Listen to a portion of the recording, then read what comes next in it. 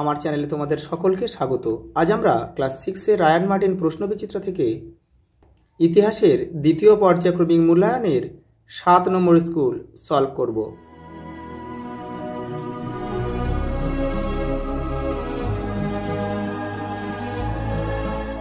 প্রথম প্রশ্ন দেখো, ঋগ্বেদে কার উদ্দেশ্যে গায়ত্রী মন্ত্র রচিত হয়েছে?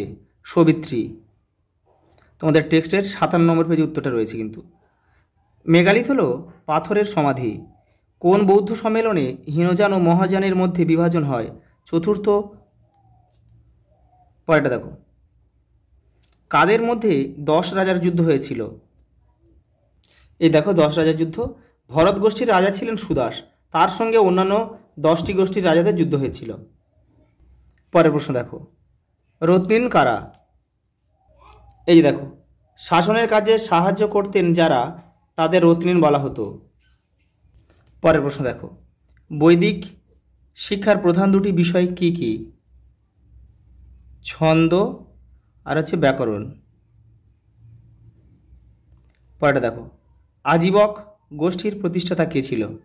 মৌকলিপুত্র গোসাল।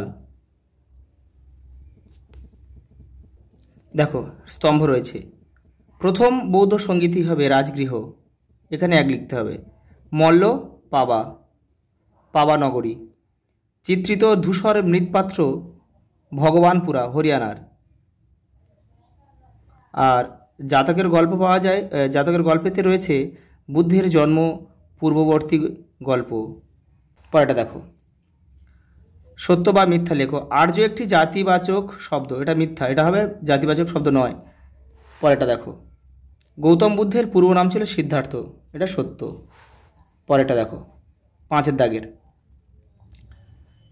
শূন্যস্থান পূরণ করো। বৈদিক যুগে 12 বছরের পড়াশোনা শেষ হলে সমাবর্তন অনুষ্ঠান হতো। বেমানান শব্দটি লেখো। কাশী কোশল, কাশী মগধ, কোশল ব্রিজি, এটা ব্রিজি বাদ যাবে। এই ব্রিজি ছিল প্রজাতান্ত্রিক আর এই 3টে ছিল রাজতান্ত্রিক। পরেরটা দেখো, একটা ব্যাখ্যা রয়েছে, বিবৃতি রয়েছে, তার 3টে ব্যাখ্যা রয়েছে। দেখো, প্রদত্ত বিবৃতিগুলির সঙ্গে কোন ব্যাখ্যাটি মানানসই লেখো। বিবৃতি কী দিয়েছে দেখো, পরবর্তী বৈদিক যুগের শিক্ষার সঙ্গে উপনয়নের সম্পর্ক ছিল। ব্যাখ্যা এখানে দেখো, উপনয়নের ফলে শিক্ষা শেষ হতো, এটা হবে না। 2টা দেখো, উপনয়ন অনুষ্ঠানের মাধ্যমে গুরু ছাত্রকে শিষ্য বলে মেনে নিত, এটাই হবে, এটাই সঠিক উত্তর হবে।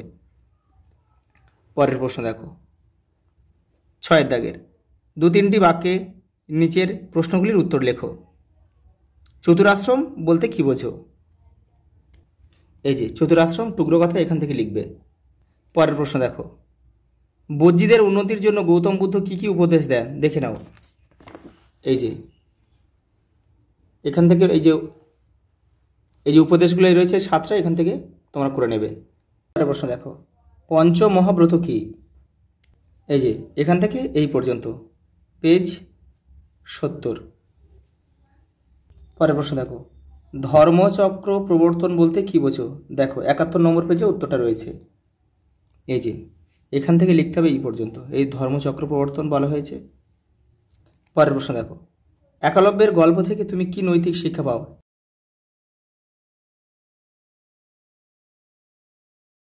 পরেরটা দেখো, সাম্রাজ্য কি?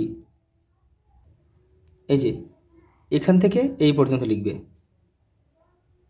পরেরটা দেখো, শক সাতবাহন লড়াইয়ের কারণ কি ছিল? তোমাদের টেক্সটের 89 নম্বর পেজে উত্তরটা রয়েছে, এখান থেকে এই পর্যন্ত। পরের প্রশ্ন দেখো, টিকা লেখো 7 দাগের বৈদিক সাহিত্য। এই যে বৈদিক সাহিত্য, এখান থেকে তোমরা এটা করবে। পরেরটা দেখো, মগধ কীভাবে শক্তিশালী মহাজনপদে পরিণত হলো? দেখে নাও। এই যে এখান থেকে এই পর্যন্ত। পরের প্রশ্ন দেখো, নব্যধর্ম আন্দোলন গড়ে ওঠার প্রেক্ষাপট আলোচনা করো।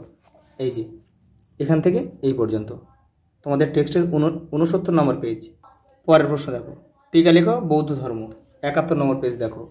এই যে বৌদ্ধ ধর্ম, এখান থেকে একটু লিখবে, আর এপার থেকে অল্প একটু লিখলে হবে। এই যে এই নীতিটা লিখবে, বৌদ্ধ ধর্মের নীতিটা, এটা লিখলে হয়ে যাবে। পরের প্রশ্ন দেখো, চন্দ্রগুপ্ত মৌর্য বিখ্যাত কেন? তোমাদের টেক্সটে 80 নম্বর পেজে রয়েছে, দেখো। এই যে এখান থেকে লিখবে, এপারেও একটু রয়েছে।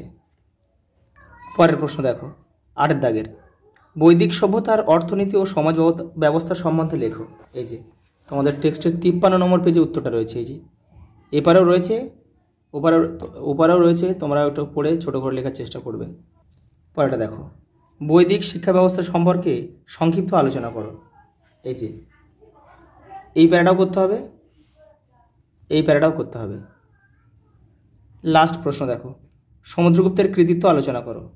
দেখে নাও, এই যে এইখান থেকে তোমাদের লিখতে হবে। তোমাদের টেক্সটের কিন্তু 91 নম্বর পেজে উত্তরটা রয়েছে, এইখান থেকে লিখবে। এবারেও কিছুটা এই পর্যন্ত তোমাদের লিখতে হবে। আজ এই পর্যন্ত, দেখা হবে পরের ভিডিওতে।